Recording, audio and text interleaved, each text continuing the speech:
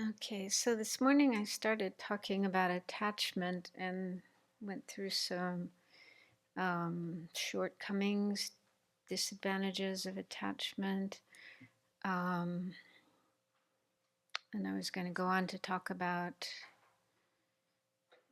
things we can do, methods, antidotes, but I didn't give you a chance to ask questions about what we covered so far. So if there are any questions about what attachment is and the disadvantages, then I can take care of those first before going on.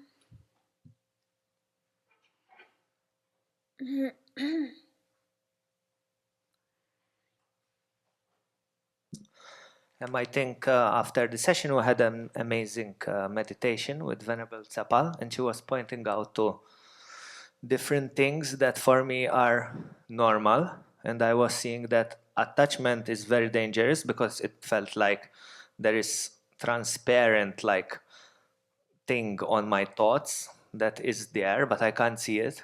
It's like it's imbued in my mind.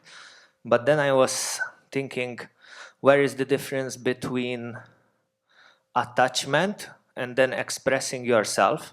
Because she mentioned like watch yourself when you're in the kitchen and how you want your food. Because I was thinking then, you know, if there is no system, like where is the reasoning behind, like where is the line between attachment and wanting to do something, wanting to express myself in a particular way, and like something like that. Does that make sense?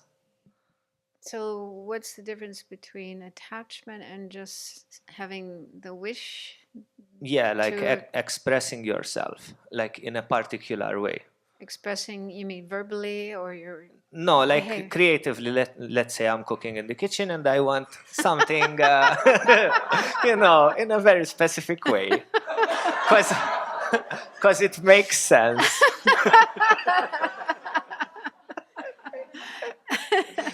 Like that. Well, yeah, good question. Well, I haven't really thought about that before. Any other ideas anyone might have or experiences? I'd have to kind of think about it. Yeah, because like there is common sense as well. It's like, yeah, I want this like this because there is this and this and this. But someone might come and say, no, that's your attachment. And it's like, no, that's common sense. That's what? I would say, no, that's common sense. Common sense. Oh, okay. Well, I don't think it's right for anyone else to tell you this is attachment. That's something you have to, look in your own mind and check, is that attachment or not? So somebody accusing you of having attachment, you have to check. Um, I guess, I don't know. For me, I think, like I mentioned with the difference between attachment and love, attachment is more self-centered about me, whereas love is more about the other person. So I think that can be one way to determine, like, is it I want it this way. I don't care what what everybody else thinks or what's good for them. It's what I want. So I think that's probably, if that's going on, then that might indicate attachment because we try to be altruistic and think of others and what's good for others, for everyone, um, as much as possible, and do things, and that make that our basis for deciding things, choosing things, what will be beneficial for as many people as possible. Um, yeah, and then I guess another, like here, the prayer that's recited before offering service. What does that say? Yeah, that one. Working with other people, cooking, or you know, chopping wood or whatever, doing some job together with other people. Different people have their ideas about what is the best way. For you, it may be common sense, but for somebody else, it may be weird or whatever. I don't know. So yeah, so things can happen when working with others, and that we try to avoid those turning into conflicts by stepping back and thinking, okay, there's different points of view. Maybe mine isn't the right one or the best one or the one that has to prevail. Let's work together and see what what we can come up with. So I don't know if that's answering your question or not, but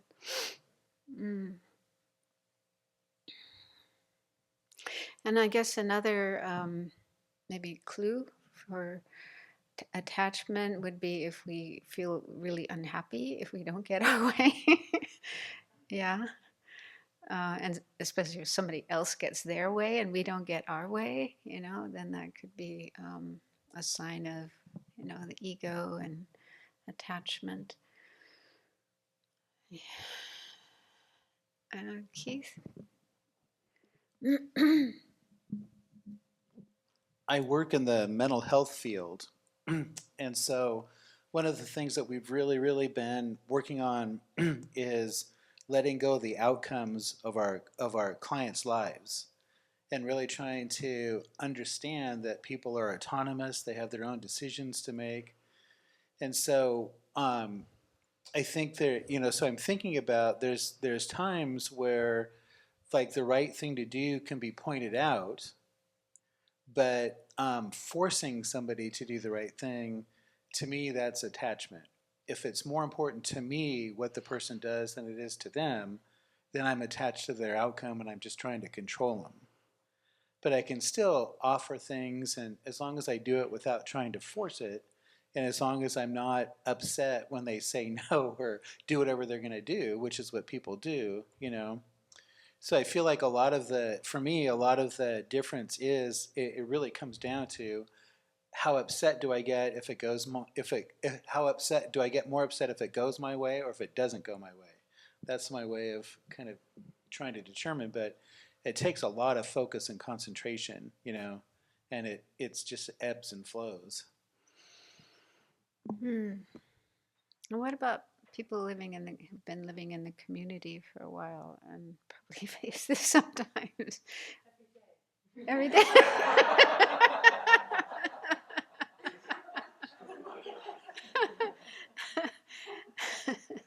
Yeah, because it's one thing if you live alone and you have total control over your space and what you cook and how you do things and so on. But then when you're living with others, it's a different story. So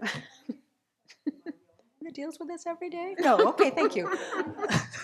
Yeah, so even today's lunch, that didn't turn out the way I wanted it. There were things that I didn't want to use that I ended up thinking I had to use as a responsibility for the community. It affected what the food tasted like. So like constantly letting go, trying to let go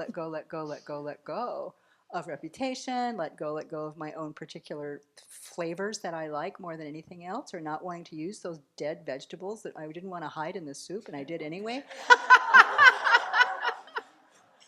Right? If I was cooking for guests, I would never do that. But I'm not. I'm cooking for the community as a whole. So I see this, the places where my attachment comes up, all the places where my particular attachments are, like which photos that get used in this certain way, and how come we use that photo, and why isn't it cropped that way, and all of those. So I can justify it in terms, like the photo thing, I can justify in terms of communication and my experience and why this is meaningful. But I can also get really rabid about internally. I hope I'm not doing it too much externally. So those are all the places that I see my attachment come up, and I just have to stay on top of it. And I do feel, I will say for myself, I don't know if I have any witnesses in this whole community, that it has changed over the years, but it softened. But it does take living with different people, working together. My attachment comes up all the time. mm-hmm. Yeah, I remember there were times when people were afraid to go in the kitchen, weren't they?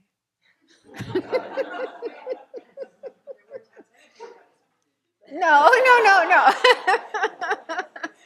No, but I think, yeah, things have, I think think things have softened, no?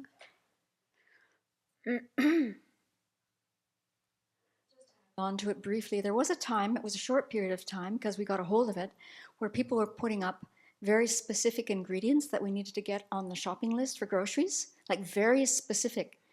And it was just getting really out of control. And I think that's that point that maybe Venerable Children wrote the offering prayer for the kitchen. There's a specific prayer that we say before we make a meal that is simple and we use the ingredients that we have. But yeah, the mind that wants that specific Indian spice for that dish, we have to have it. But that ended. Sophia.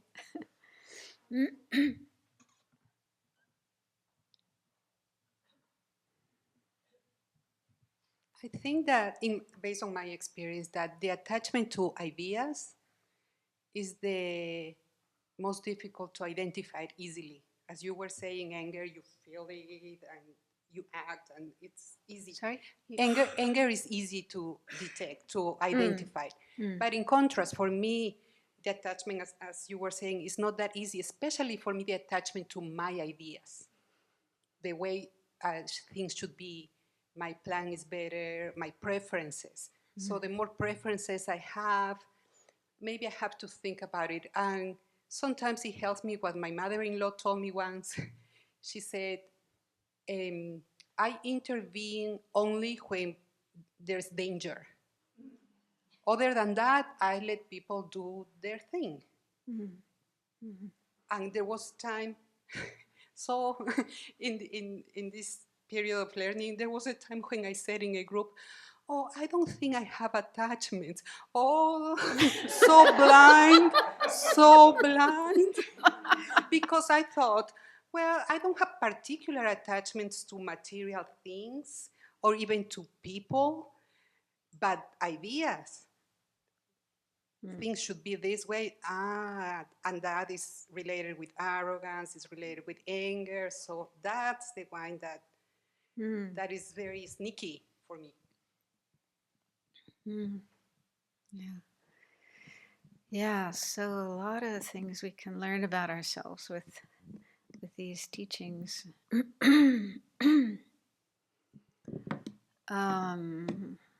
Something that popped into my mind and then it went out again.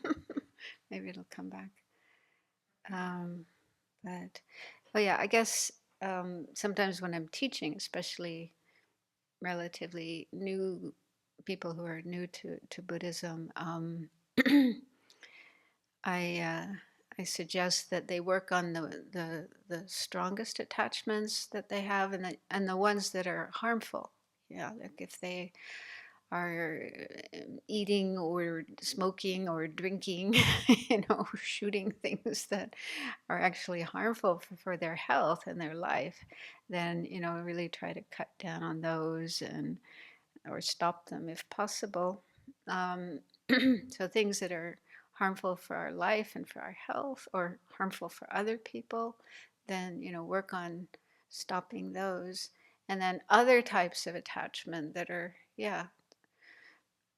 maybe not as life-threatening as directly harmful, that, certain types of food or certain types of ideas, those will probably take longer to overcome, but just try to be aware of them and work on them. Start with the biggest ones and the worst ones. Mary Grace, is there a microphone on that side?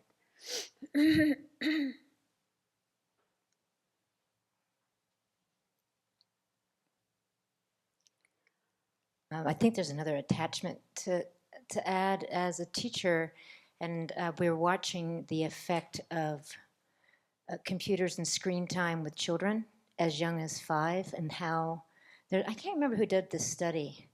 I think Naomi Klein wrote a little bit about it a long time ago, but recently there's a study about this, that children as young as 6 are addicted.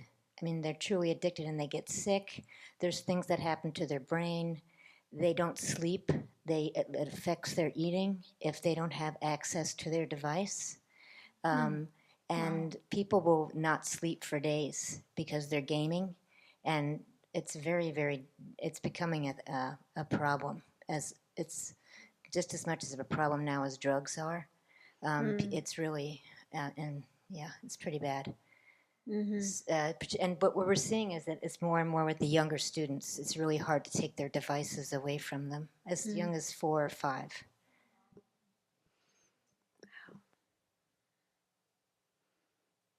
And I seem to recall hearing about, like, in some places like Japan, there are people who just, like, they just stay in their room all the time, and they're on the screen all the time, and they don't know how to communicate with people, don't know how to interact with others. So it really does seem like an illness.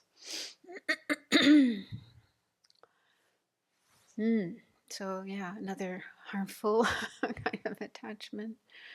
Yeah, there's lots of things we can get addicted to. Gambling is also, it's an addiction. I don't know if that's as prevalent now as it was in the past, but some people, yeah. So you don't even have to go to a casino. Huh? Uh, mm. Mm. So, yeah, it's important to be balanced, to have a balanced lifestyle. And if you get, spending too much time doing one single kind of activity, then whether it's physical or mental or intellectual or whatever, it can kind of make you imbalanced.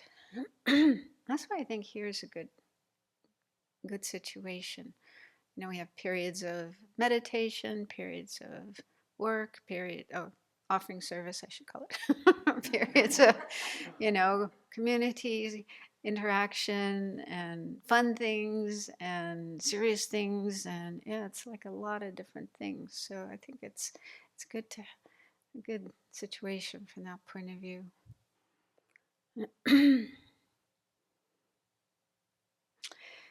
Okay, then let's go on and look at antidotes, and then there might be more questions coming up related to these.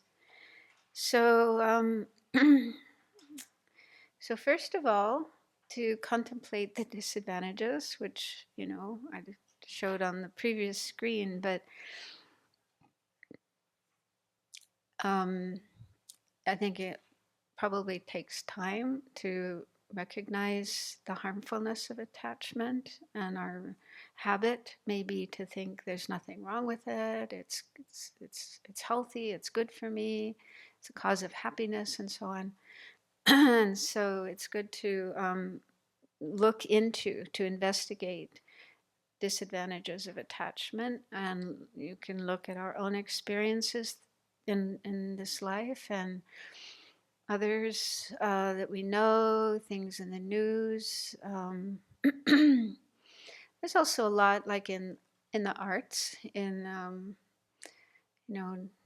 theater and movies and books and music and so on. Stories about what happens due to attachment, how people can get really attached, and that can lead to disasters. So yeah, so just broaden your understanding of what happens as a result of attachment, but also look at your own experiences. What I came to think with my own experience was that attachment is a bit like a false friend, because the appearance, when attachment comes up in the mind, the sort of appearance it has is like a friend. I'm here to make you happy. I'm here to fulfill your wishes. Show you a good time. But just like a false friend or a scam, right? So there's people who sometimes approach you, and they're very friendly, and they make promises, and they entice you with things, ego-pleasing things. And then you kind of go along, and then you end up getting scammed, cheated. So attachment is like that. In fact, they say that in the teachings. It's like it has that appearance of being like a friend, but it's a friend that cheats us. So, but we have to look at that in our own experience and see how if that is the case or not. Because again, it's one thing to listen to what the Buddha said and Shantideva said and our teachers say, but it's more powerful if we come to our own understanding of this and really see, oh yes, attachment, desire, craving, this is harmful. This gets me into trouble. So that when it appears, it pops up in your mind, and you're starting to get it and caught up in it. Then you can remember, wait a minute, be careful. This is a trap. This is gonna bring me problems. And the problem, like if it's attachment to people, right? The problem isn't the people themselves. The problem isn't the objects that we are attracted to and attached to. Those aren't the problem. The problem is our attitude, is our mind that says, oh, this is the cause of happiness. If I could have this and keep this and own this and have it with me as much as possible, then it will bring me nothing but happiness and joy and fulfill my wishes. I mean, that's like an exaggeration, but that's kind of what attachment says to us. And then, so that's the problem, because, like the teachers often say, there's nothing wrong with being happy, nothing wrong with enjoying ourselves, enjoying nice food and nice company and beautiful scenery and so on. The problem is when we have attachment to those things. Because, I mean, one obvious problem with attachment is when we can't have the things that we're attached to, then we suffer, then we're miserable. So it's almost like attachment sets us up for that experience because we can't always have what we want. And even when we have it, it's not going to be there forever. Right? We'll look at that next. Impermanence. Whatever object we're attached to is subject to change and will go out of existence. And the stronger the attachment, then the more suffering there will be when the object does change or dies, disappears, is no longer there for us. So it's like attachment will definitely lead to suffering sooner or later.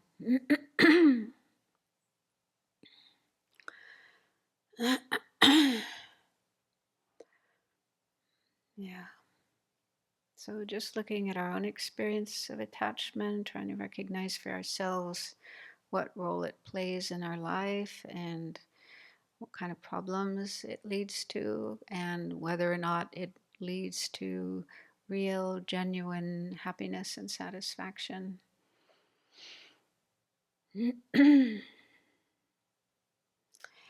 Okay, so then impermanence and death.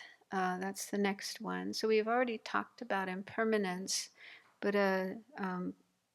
put a lot of emphasis on this. He really encouraged his followers to contemplate impermanence.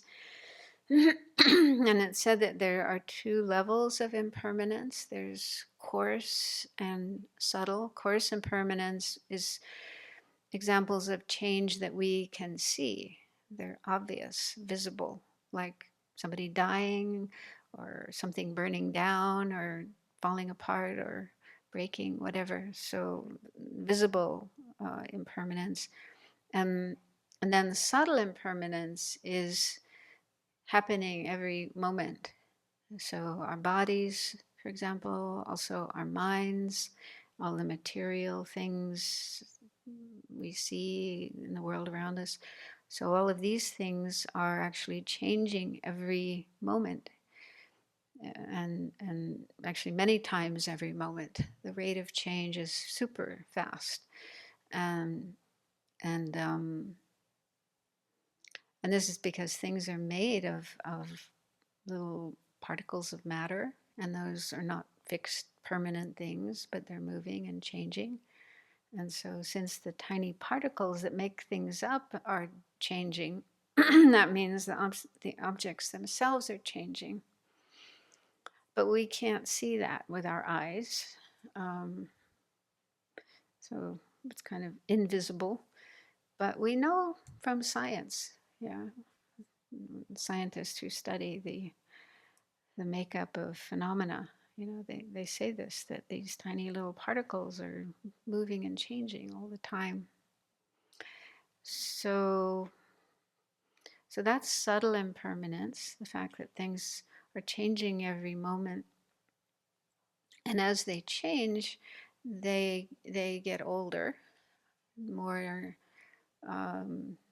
degenerate, more kind of disintegrate is the word that's used. Like our bodies, for example. Um, they say in Buddhism, it says aging starts in the second moment after birth. And birth actually means conception. So the start of our life, the beginning of our life is conception in the womb. And from the second moment on, right after that, we start to age. So aging simply means changing and moving in the direction of death. Yeah, the culmination of these changes that take place with our body is that we will die. Our body will not sustain life anymore. So this process is happening constantly, every tiny fraction of a moment. Our body is getting older and older and older and older, and pretty soon, oh, I mean, some people die before they get old, but if that doesn't happen, eventually the body will just, not be able to continue and will die. um, so there's a connection between those two kinds of impermanence, coarse and subtle. So coarse impermanence is obvious, visible impermanence, like death, but that happens because of subtle impermanence. Yeah, because things are changing constantly, then eventually, sooner or later, they will fall apart, die, go out of existence, burn down, whatever, different ways that things go out of existence. But sooner or later, that is inevitable. But it's things are moving in that direction all the time. It isn't something that just happens like that. But like from the moment we're conceived, we're getting older and eventually we'll die. So death is just an inevitable culmination of this process of change that's happening all along, all through our life, every day, every minute, every second. So it's quite profound to contemplate this. It's something people don't really like to think about. A lot of people avoid thinking about it and talking about it. They don't want to think about this. It's very unpleasant and threatening and opposite to how we want things to be. We want things to be permanent, unchanging, and forever. But that's like a fantasy, a fairy tale. It's, in the fairy tales, the prince and princess meet and fall in love and live happily ever after. But in real life, that's, things never happen that way. Things always change and then separate, come apart. So even though it's maybe unpleasant and our mind has some resistance to thinking this way, it's a very helpful way to think, to contemplate this, to overcome attachment. Because when we have attachment to a person, to our own body, our life, our things, whatever it is we're attached to, it seems like there's this wish for things to last, go on and on and on, and never come to an end. And so if we can realize that is just not possible, it's not going to happen, then it's initially uncomfortable, unpleasant, but if we realize, well, that's just how things are, that's the reality, the truth of things. And the more we contemplate that, the more it becomes, we come to accept it and not resist it anymore.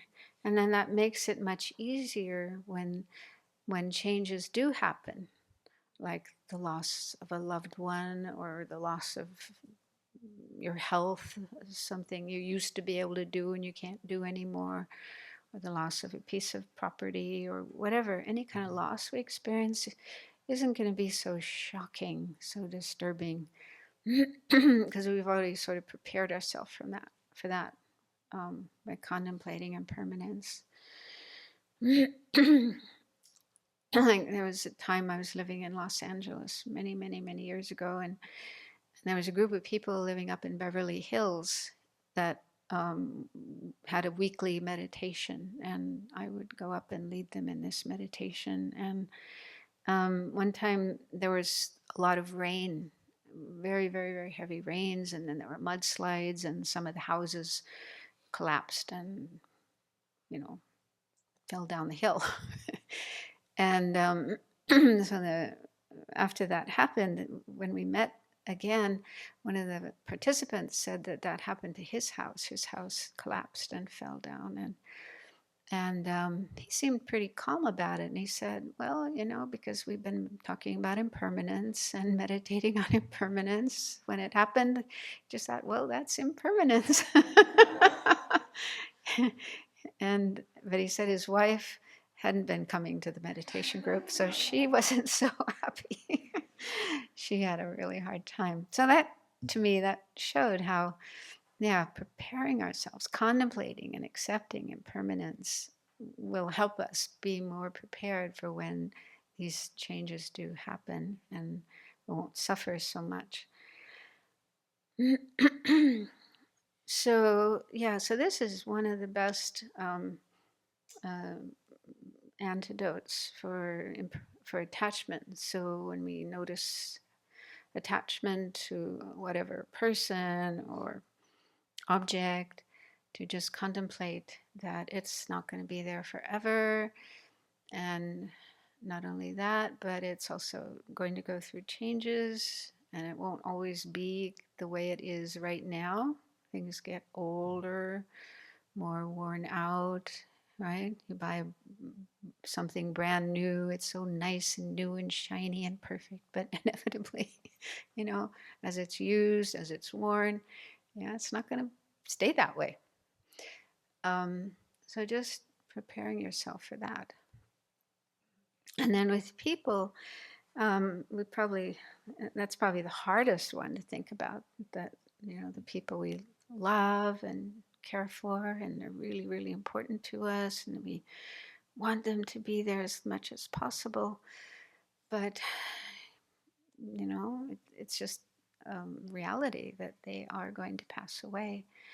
And if we can contemplate this, get used to the idea, then when it does happen, we won't be as shocked. And there'll still be some suffering, probably some grief, some sadness, some loss, but not as much as if we had never prepared ourselves for that.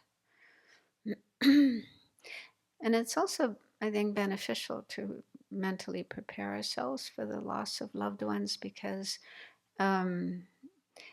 if they're dying, if the person is dying a kind of natural death rather than a sudden one, like a car crash or whatever, and they may be ill for a while and going through, some changes before they die, because we love that person, care about that person, we most probably want to be there with them and for them, and offer them comfort, offer them help, maybe even spiritual help if possible.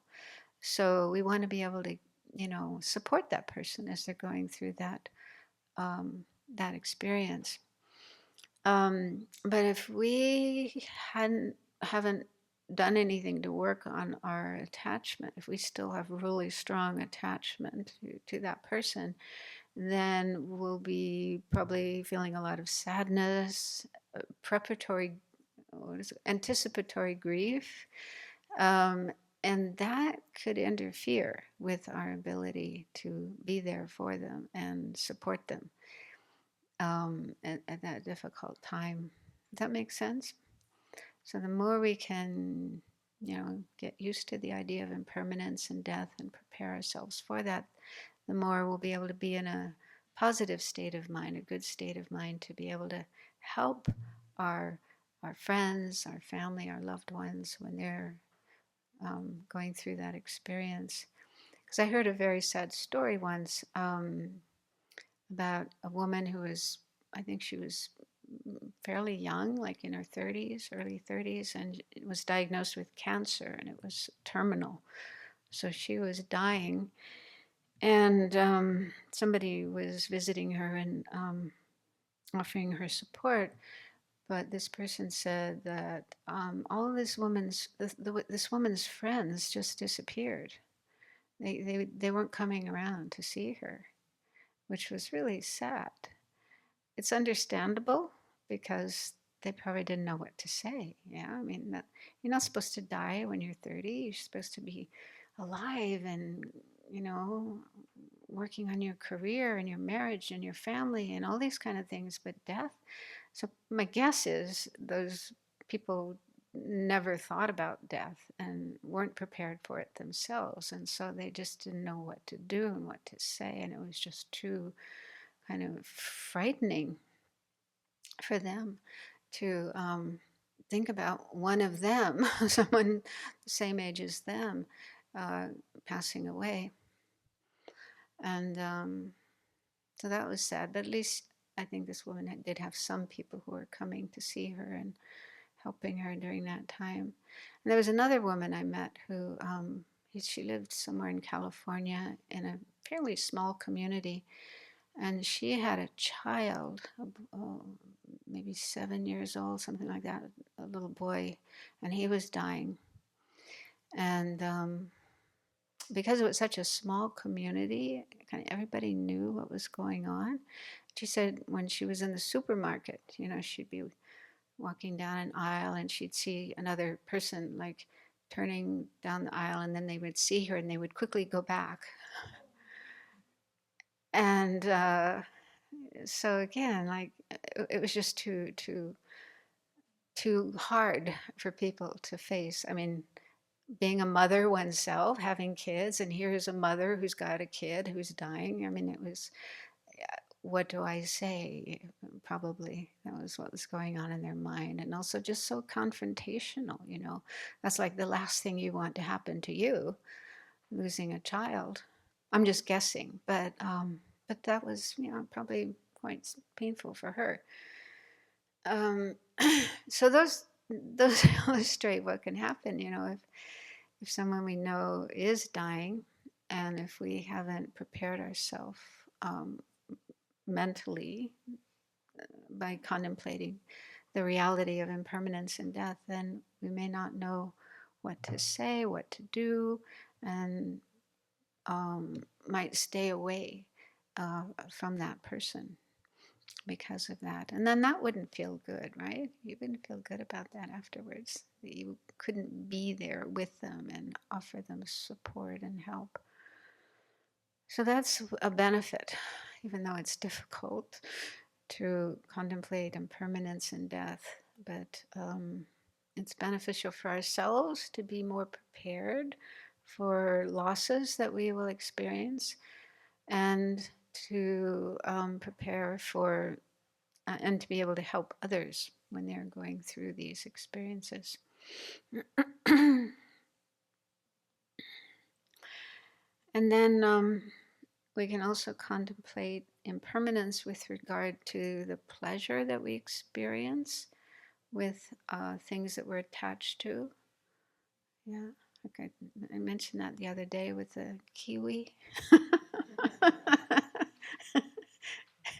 So yeah, any sensory object that we might be attached to, just really check, how much pleasure does it give? How long does that pleasure last?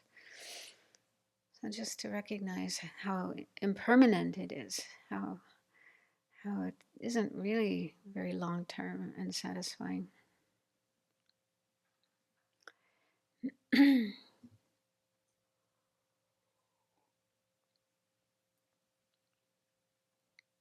So this is something we need to do on our own, looking at our experiences. We can think about past experiences earlier in our life, but also in the present, the things that we tend to be attached to ask ourselves, does this really give me long-term, genuine satisfaction?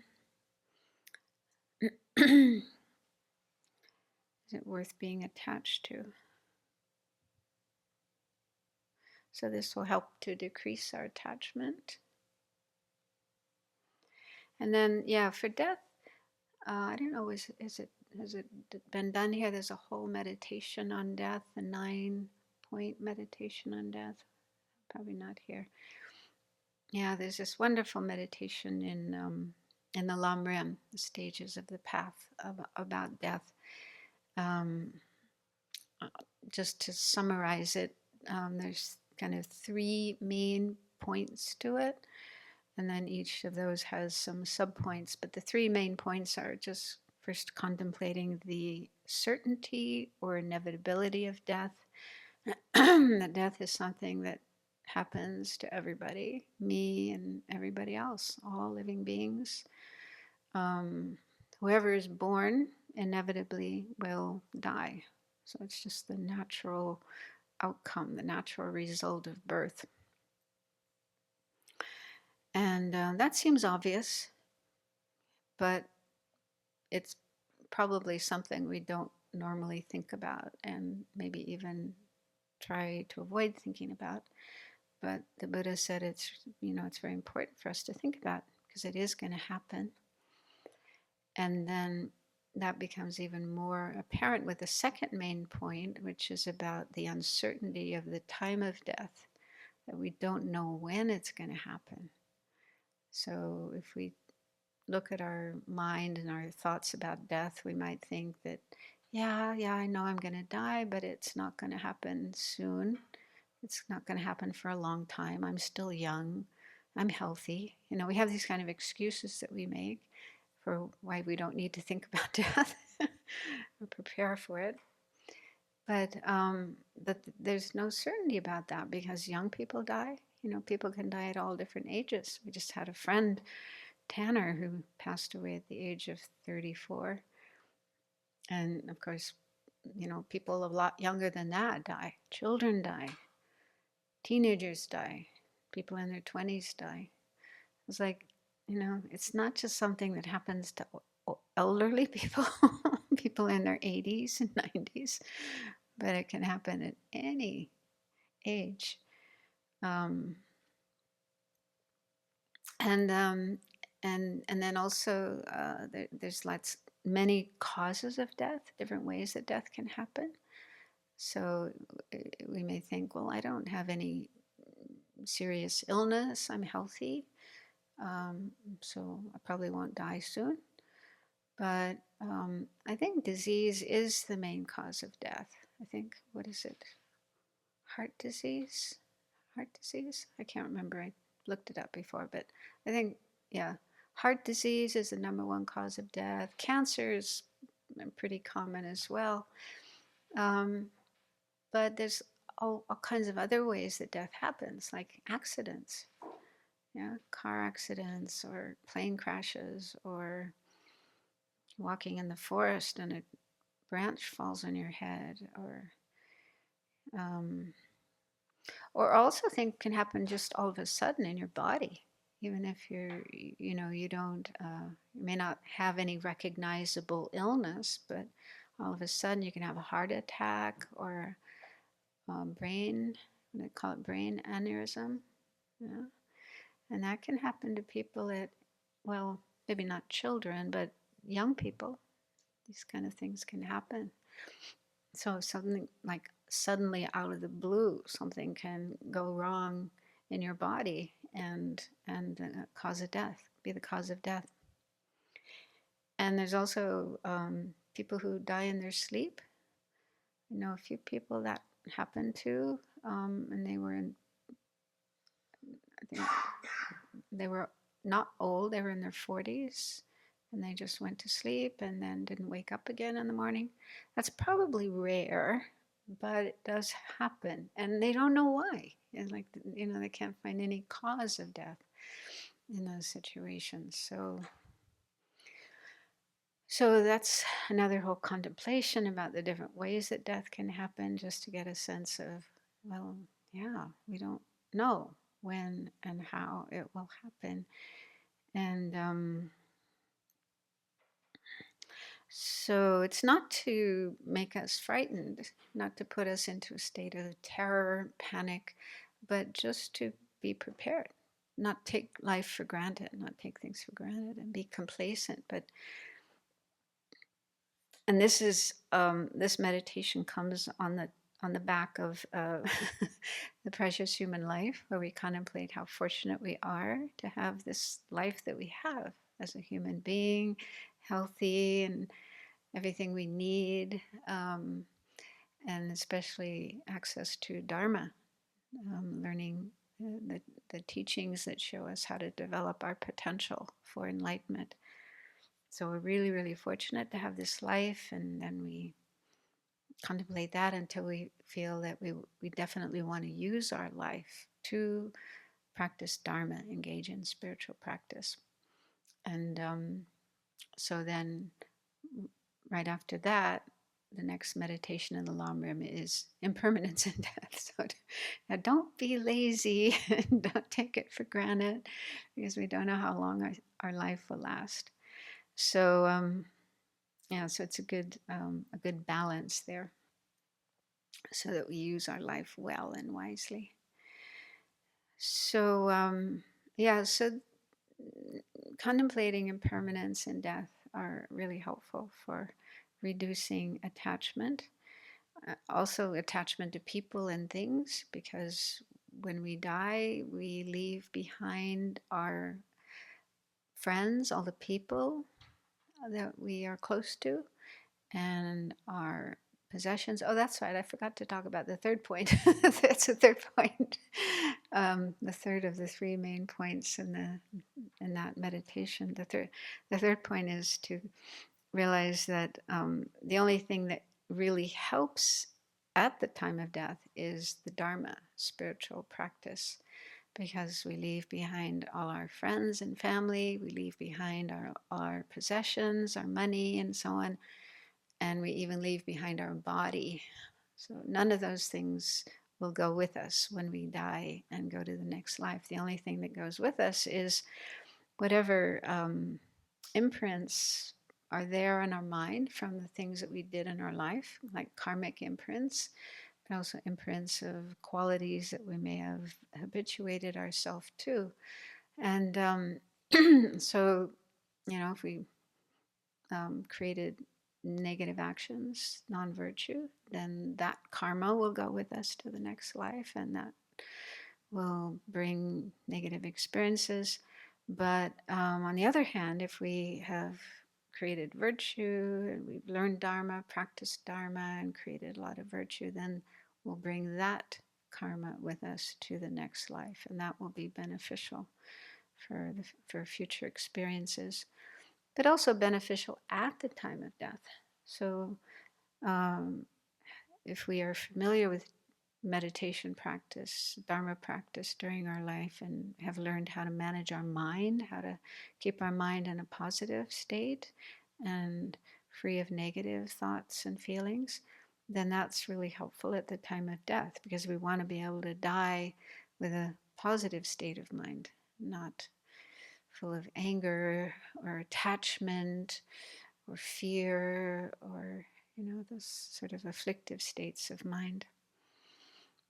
So that's the main conclusion from this whole meditation, is to see the importance of spiritual practice, and at least spending some of our time during our life engaging in spiritual practice, familiarizing with it, so that we're prepared for death and prepared for moving from this life to the next one. So, yeah, and this meditation also really helps us to see that attachment is problematic. Because, if we don't deal with our attachment while we're alive, like if we still have strong attachment to people and to things, then that will make it difficult at the time of death. We'll be clinging to things, clinging to people, worried, anxious, feeling sad, not wanting to leave them behind. And those kind of thoughts and feelings will make it difficult to be in a positive state of mind and be able to move through that process of death in the best way possible. So, sorry.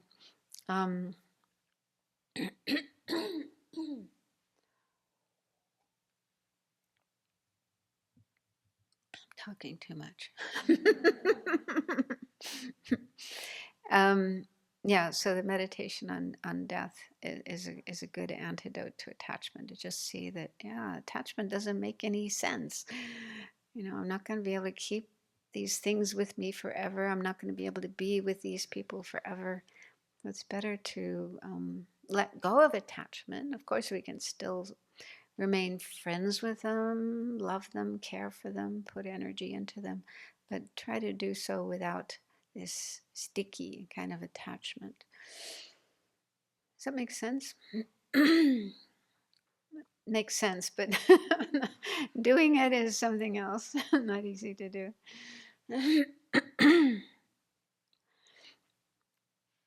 And also contemplating death is helpful for other afflictions like anger. I didn't mention that before, but for one thing, if we can recognize how unfortunate it would be to have anger at the time of death, to die angry, yeah, is that what you would like? Would you like to die angry? So that's not good. It's not a good way to go, and it's also not good for the next life. And so, yeah, so just recognizing how important it is to learn how to manage your anger so that you can have a non-angry state of mind at the time of death. So if we work on anger during our life and learn how to keep it under control, manage it, transform it, then that's preparing for death.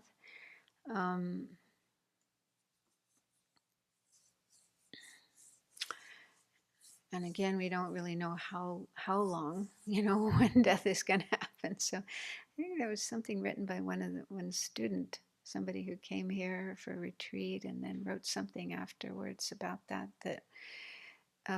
she would, when she saw herself getting caught up in some emotion, she would think about how, well, if I were to die right now, would this be a good state of mind to die in? I'm not saying it very well, but that was the general idea. So that can be a really helpful kind of antidote to stop yourself from getting completely caught up in a disturbing, afflictive state of mind. Did you want to say something or ask something? Venerable, will you say that attachment to Dharma is considered a virtuous attachment then? Attachment to Dharma is virtuous. Attachment, yeah. I mean, there's another term that is maybe more appropriate, and that is aspiration. Aspiration is a mental factor. It's actually neutral mental. It's not virtuous or non-virtuous. It's more neutral. But that's probably a better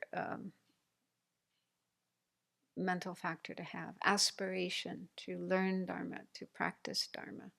Because attachment, yeah, it could include expectations.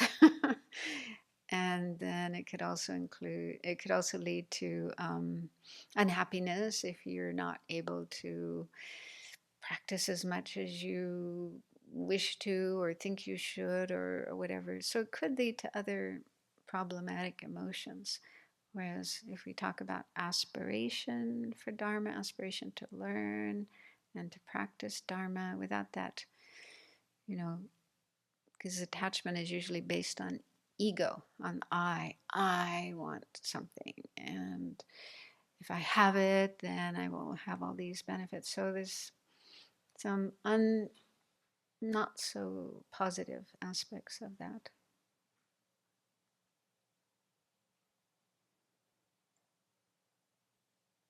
It also depends on why you want to practice Dharma. What's your reason, your motivation? Yeah.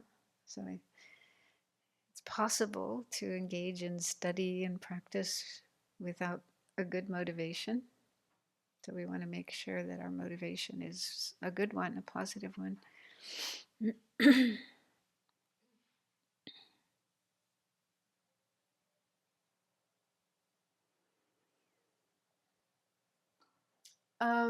Okay, then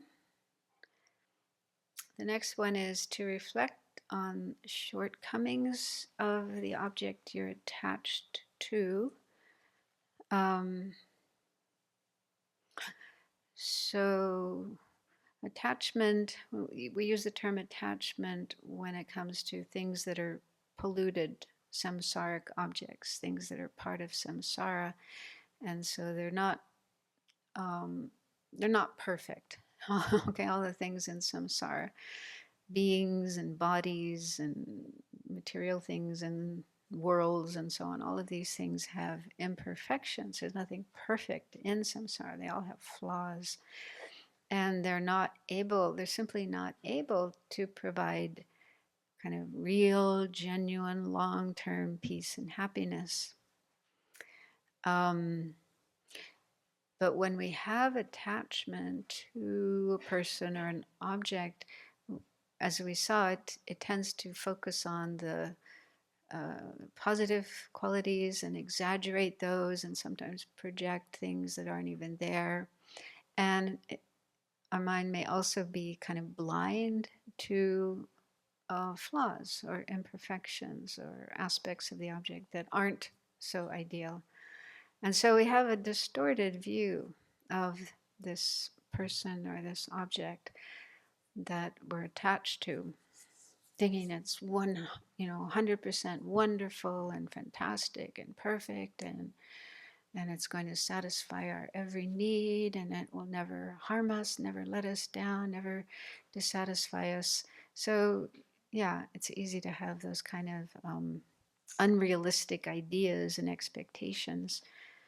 And so if that's happening, then it can be helpful to remind yourself of imperfections or flaws of this object, or unpleasant aspects of it.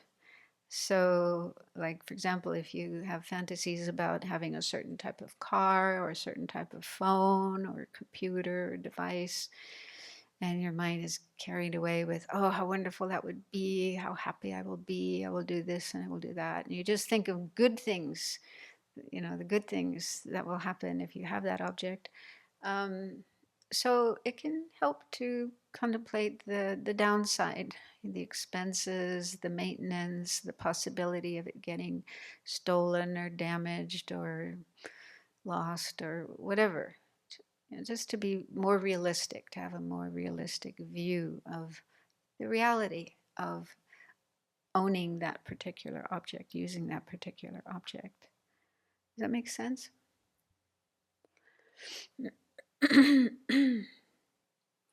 And the same with people.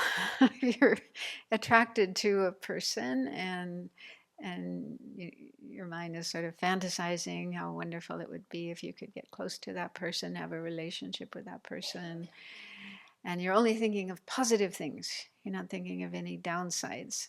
So it can be helpful to think, especially if you've already had relationships before and you know what happens when you get to know the person better. And first month, first 2 months, first period of time is always wonderful, like the honeymoon period. But then you get to know the person better. And also, I think people tend to be, and then when they first get to know each other, they tend to be on their best behavior. Like that story I told about that couple,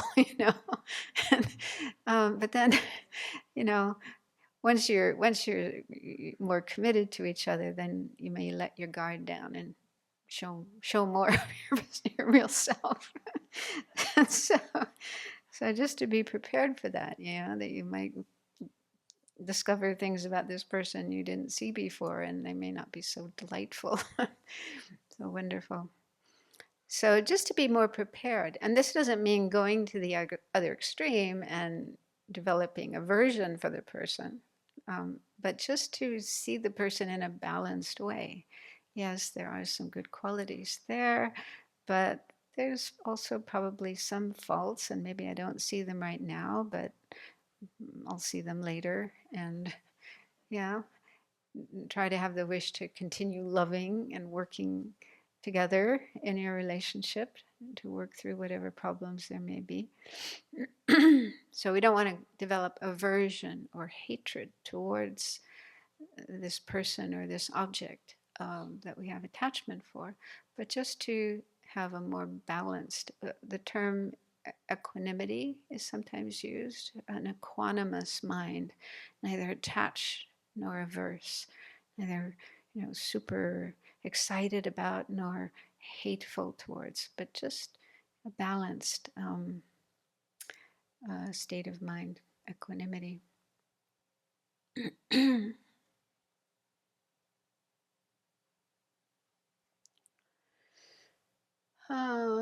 Then third one is do a reality check.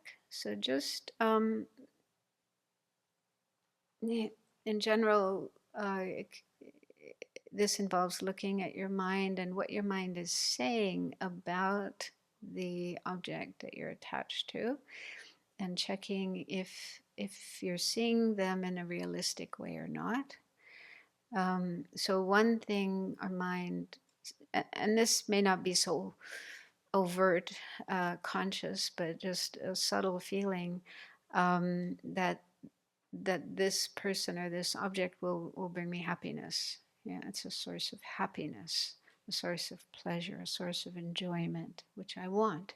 So I want to have that object close to me as much as I can to continue having that happiness. So this is actually what's going on in our mind when we have attachment. That's why we're attached, is because we see this as a source of happiness and pleasure. And so just to do a reality check on that, is it really true that this object, this person or object, is a source of happiness for me? Because if it was true, then you would always experience happiness with it. Every time you're with that person, every time you're enjoying that object, you would feel happiness, you would feel pleasure, you would feel satisfaction. So is that really the case?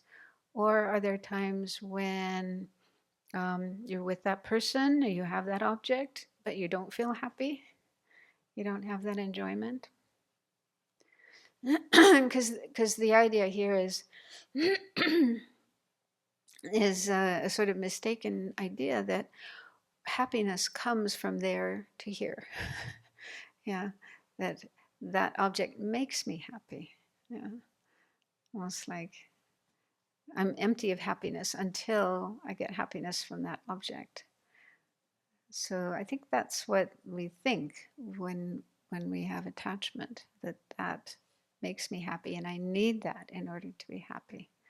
this is kind of what's going on in our mind. So just to check that, if that is really the case, or if there are times when you're with that person, having that object, using that, eating that kind of food, whatever it is, and it doesn't bring that happiness, it doesn't bring that satisfaction, which means that it isn't the cause, it isn't the source of happiness for you.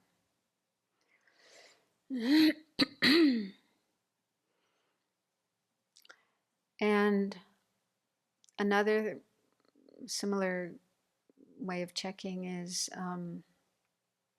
if that person or object was like truly inherently from their own side a source of happiness, then everyone else should feel happy with that object too. Everyone else should like that that person, enjoy that person, feel good about that person, feel good when they're with that person.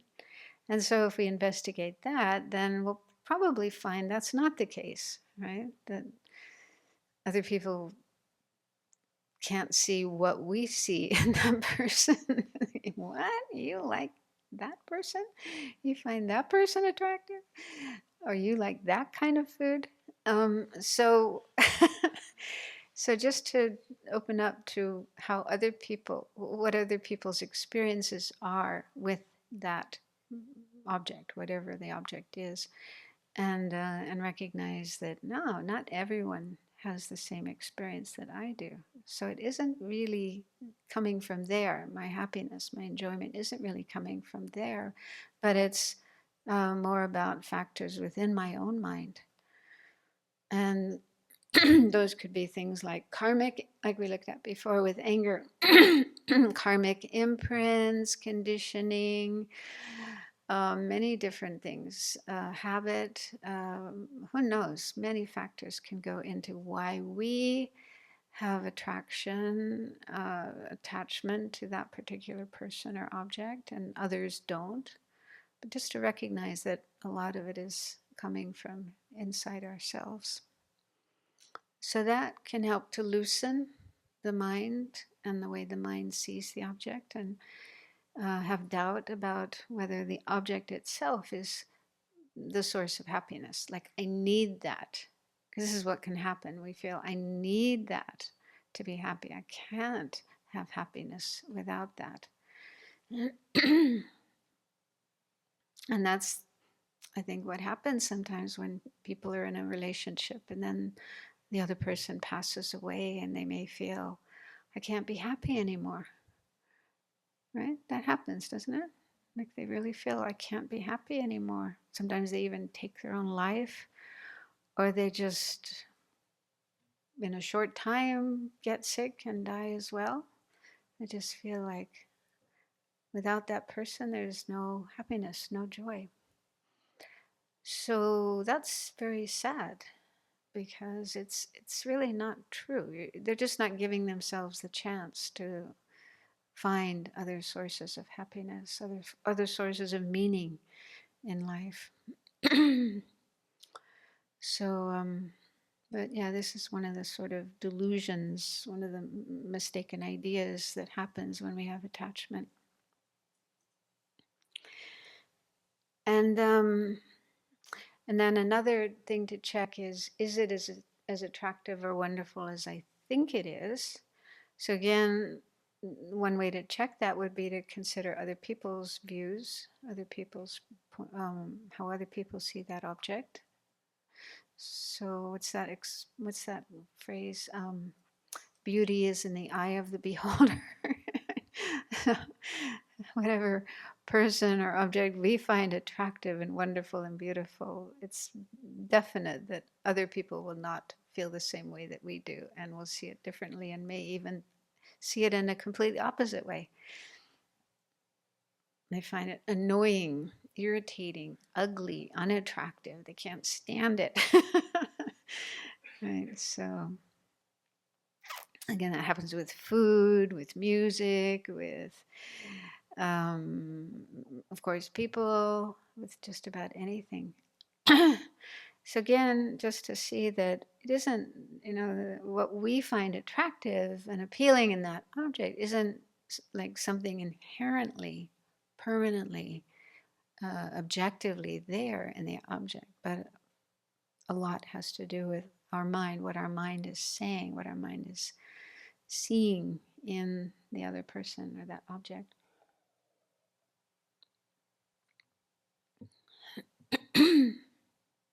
So this last point is taking us in the direction of emptiness. These are some of the things we contemplate to get an understanding of emptiness. Just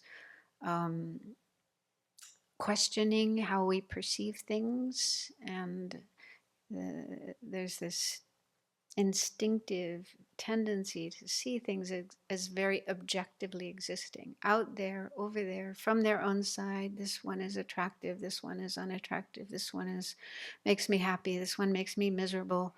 Whatever kind of qualities, features, characteristics we perceive, we tend to think they are there inherently, intrinsically in that person or that object. And this way of seeing things sort of fuels our afflictions, whether it's attachment or aversion or any of the afflictions. So that way of seeing things is very real and solid and concrete. So asking these kind of questions, making that kind of investigation is loosening, softening that way of seeing things. So we're not so likely to believe 100% in what our mind is saying about that object, how that object is appearing to our mind. And there's something else I was going to bring up. I'll try to do this, and we only have about 10 minutes left. But yeah, there's it said that one of the best methods for developing an understanding of emptiness is contemplating what's called dependent arising, or it simply means that whatever exists depends on other things for its existence. Nothing is standalone, autonomous, independent, existing all on its own, by itself, but things depend on other things. And that may not sound particularly interesting, but it's actually the opposite to how we normally think. Our sort of instinctive, intuitive way of seeing things, including people and other things, they seem as if they are kind of standalone, autonomous, able to exist on their own by themselves, just like that, just the way they appear to us. And so this is actually not true. And so by contemplating how things depend on other things, it reduces that view of things being independent. And so they say there's 3 ways we can contemplate dependence, the dependent nature of things. So one is dependent on causes and conditions. So this is actually a helpful contemplation to use when you do have an affliction like attachment or aversion to, let's say, a person. Let's say there's a person. That's usually our strongest aversions and attachments is towards other people. So if there's a person that you have a strong affliction for, it can be helpful to contemplate how that person depends on causes and conditions. Yeah. And that's fairly easy to contemplate. Just think about how once upon a time this person didn't exist anywhere in this world. And then their mother and father got together and made them. And so they started off as a tiny little zygote in their mother's womb that grew, became an embryo, and then a baby, and then they came out and they were this little baby. So just kind of think about how that person came into existence from independence on causes and conditions. And that really changes the view you have of that person. Because usually we see people as this is how they are, and it's almost like they've always been that way. The way they are right now is how they've always been. We don't normally see people as having once been a little baby, and even before that, they were just a zygote, and so on. So to contemplate that process of how they got to where they are right now gives you a different perspective, different way of seeing that person. And it can really cool down afflictions, both anger, aversion towards someone you don't like, but also attachment towards someone that you're attracted to. Just see them in a very different way. And then how they're changing constantly, and they're getting older and older and older, and eventually they'll be an elderly person, and then they will die. So they are a phenomenon that arises from and depends on many, many causes and conditions. So they're not like solid and fixed and permanent the way they appear to me right now at this moment. So it really softens the view you have of that person and loosens the afflictions you have towards them. And then the second way of things being dependent is on parts. Everything is made up of parts. So a person, basically a body and a mind, and then each of those is made up of parts. So you can just think about the parts that make up that person. The most obvious parts would be the physical parts. So you can think about the parts of the body. This is actually a meditation that we do in Buddhism to overcome attachment. You think about, we just see the outer surface, the skin, the hair, the nails, but inside there's lots of other stuff. Not such pretty stuff. So just think about all those parts, the guts and the bones and the blood and the muscles, and then cells and molecules and atoms and subatomic particles. So it's like, wow, yeah. So again, contemplating that just gives you a very different perspective on this person, whether it's someone you're attached to or someone you can't stand. Just to think about how they're made up of all those different parts. It kind of loosens your strong affliction towards them. And then the mind of the person also has parts, many different mental factors and perceptions and thoughts. Every moment their mind is changing, different things coming and going, and so on. So again, like this just flow, this stream of different mental states coming and going. So it can be very helpful to contemplate that. And like I say, you get a very different perception of the person. And it becomes harder to really have strong attachment or strong aversion when you contemplate in that way. And then the third way that things are dependent, this is more difficult. Those first two aren't too difficult to understand. The third one is more difficult. And maybe maybe I shouldn't even get into it now. Maybe I'll wait till tomorrow morning. Yeah, I'll do that tomorrow morning. But that's enough for now. That's enough. Enough material, enough ammunition to use against afflictions. But we do have a few minutes left if anyone has a question you'd like to ask. Lucy?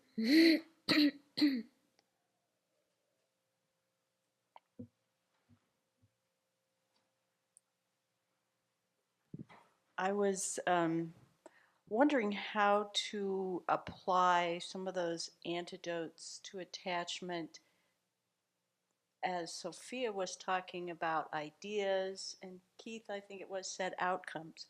How would you apply antidotes to those things that you're attached to? Excuse me. Attachment to ideas. Could you give an example? Like, what kind of idea might you be attached to?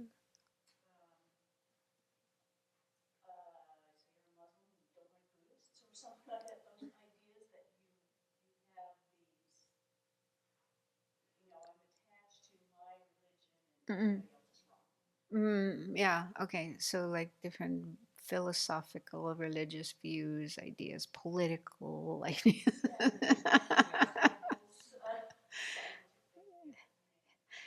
um, well, I mean, I guess, as a Buddhist, I do value the Buddhist teachings, and, they're really important for me. So you know, I try not to have attachment to them, but I try to have respect for them and use them in my life.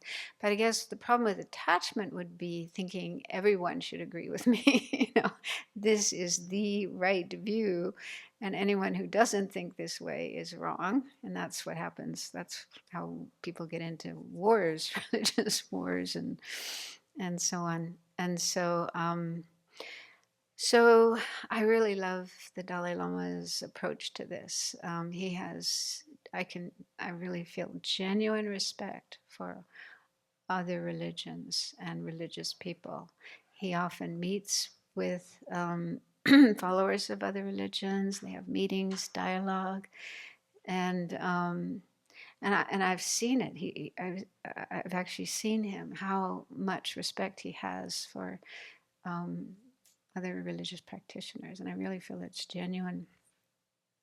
And he says things like, every religion is there to make people happy. Their goal is to bring happiness, and we can't expect everyone to have the same beliefs. We're different. Each person is different, so some are more inclined to this religion or that religion. So just having that view of openness and valuing the good in every religion, and just understanding that it just doesn't work to expect everyone to have the same beliefs you do, to have the same views you do. It just won't work. We're different, so we need different religions. So I was I think in the early days, I was more kind of, what's the word?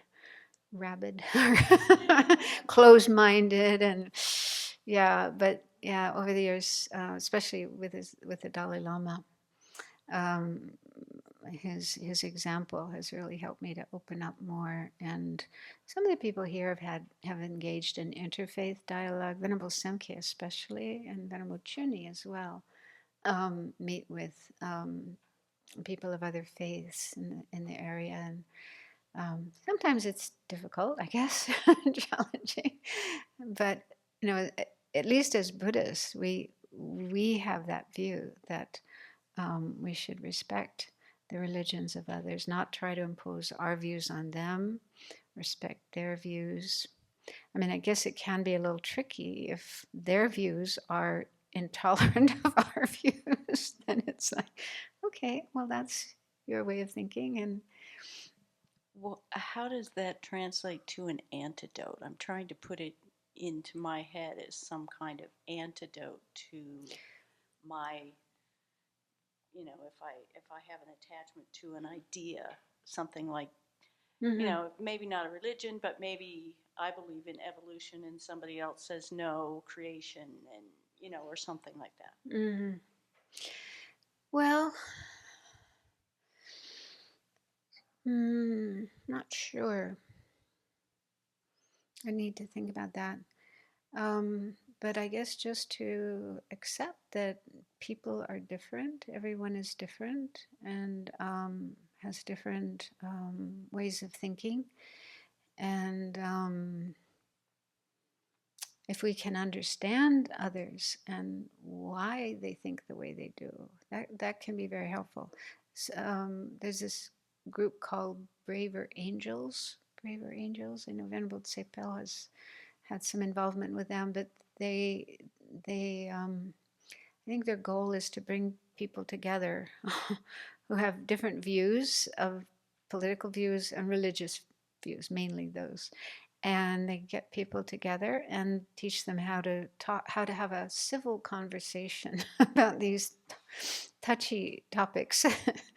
As far as I know, the approach is to find some common ground, find something that you have in common, and also just to understand the other person. So the more we can. Oh, you, Mary Grace, that's right. You've been involved. I think the one acronym that's really helpful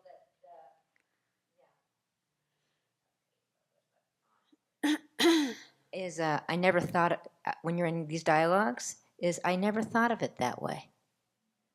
What? It's called, when you're in these conversations saying, oh, I never thought of it that way. Uh-huh. That's one of the strategies. Even if you're like, are you kidding? It's just a way of reframing and to just not have to go talk about it right now. But there's a lot about this. It's really helpful. Okay. It's really helpful. Yeah.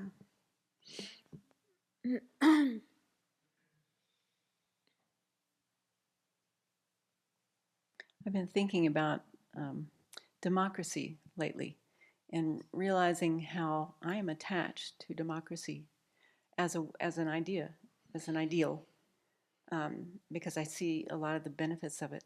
But I've had to admit to myself that I have had attachment. I have exaggerated the happiness that can come from living in a democracy. I mean, this is what happens when you live in a democracy. Things don't go the way you think they're going to, and they can go cattywampus. So it's helpful to see that. In my experience, it brings me back to, where is my refuge? Where's my real refuge? It's not in democracy. Of course, I would love to live in a, idealistic society, but democracy is part of samsara. It's a concept. It's an idea, and it's not going to bring me lasting happiness or anyone. Although there's still part of me that thinks it should. So it's been interesting to play with and tease it apart and bring my refuge back to things that are more reliable.